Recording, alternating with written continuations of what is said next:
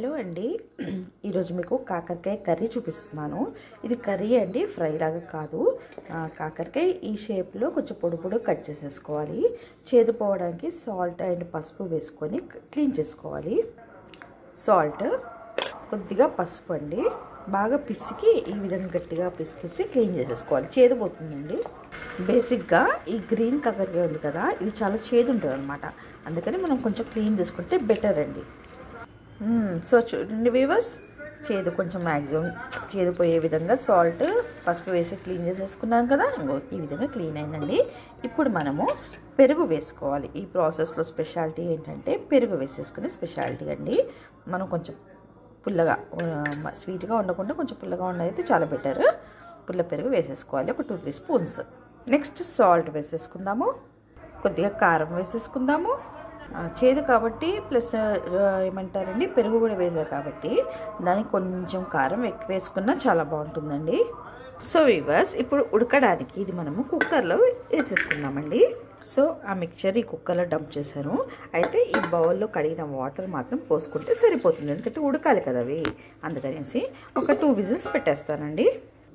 So కాకరకాయ కుక్కర్లో పెట్టాం కదండి. ఇప్పుడు మనము అంతలో ప్యాన్ పెట్టేసుకొని ఆయిల్ పోసేసుకుందాము. సరిపడా ఆయిల్ పోసేసుకున్నానండి. ఇప్పుడు జీలకర్ర ఆవాలు వేసుకుందాము, పోపు గింజలు. ఇదిగోండి జీలకర్ర ఆవాలు, పోపు గింజలు కొన్ని వేస్తున్నాను.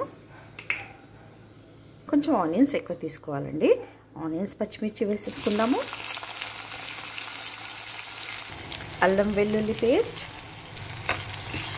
సో కొంచెం వేగాలండి అల్లం వెల్లుల్లి పేస్ట్.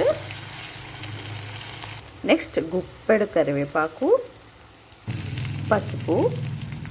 ఇది వేగుతూ ఉందండి. ఒక 2 మినిట్స్ ఇట్లా ఆగాక మనం కుక్కర్లో పెట్టుకున్నాం కదండి ఈ కాకరకాయ పీసెస్, అది దాంట్లోకి డంప్ చేసుకోవాలి. చూడండి ఎంత బాగా వేగాయో, అంటే నియర్లీ ఒక 80% దాకా వేగిందండి, ఉడికింది. మళ్ళీ ఇందులో వేసుకున్నాక అది కూడా మొత్తం ఉడికిపోతుంది అన్నమాట. సో ఇప్పుడు కర్రీకి సరిపడా సాల్ట్ వేసేసుకున్నాము. సో మధ్య మధ్యలో కలుపుతూ ఉండాలండి, లేకపోతే అడగండిపోతుంది అన్నమాట. సో కొద్దిసేపు మనం లిడ్ పెట్టుకుందాం, ఒక 5 మినిట్స్ అలాగా మూత పెట్టేస్తాము.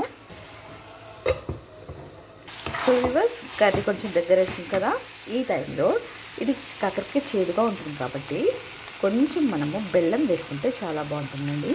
సో కొంచెం బెల్లం తీసుకుంటున్నాను. అంటే బెల్లం అలవాటు లేకపోతే కొంచెం షుగర్ వేసుకోవచ్చు. అది వద్దనుకున్న వాళ్ళు అలాగే కూడా తినొచ్చండి, ఏం ప్రాబ్లం లేదు. సో వ్యూవర్స్, ఉడికిందా లేదో చూసుకొని కావాలంటే కొన్ని వాటర్ కూడా పోసుకోవచ్చండి. నేనైతే పోస్తున్నాను, కొంచెం కాకరకాయ ఉన్నది ముద్దురుగా ఉండే కదా అందుకని. ఉడికిపోయిందండి. అయితే ఇప్పుడు లాస్ట్లో మనము కొద్దిగా ధనియాల పొడి వేస్తే సరిపోతుందండి. వేయించని ధనియాల పొడి ఈ విధంగా వేసి కలిపేసుకొని దింపేసుకుంటే సరి. ఏమేమి టేస్టీ కాకరకాయ కర్రీ రెడీ అయిందండి. టేస్టీ కాకరకాయ రెసిపీ రెడీ. సో వీవర్స్, మీరు ట్రై చేయండి, షేర్ చేయండి, and please subscribe my channel అండి. Bye, see you everyone.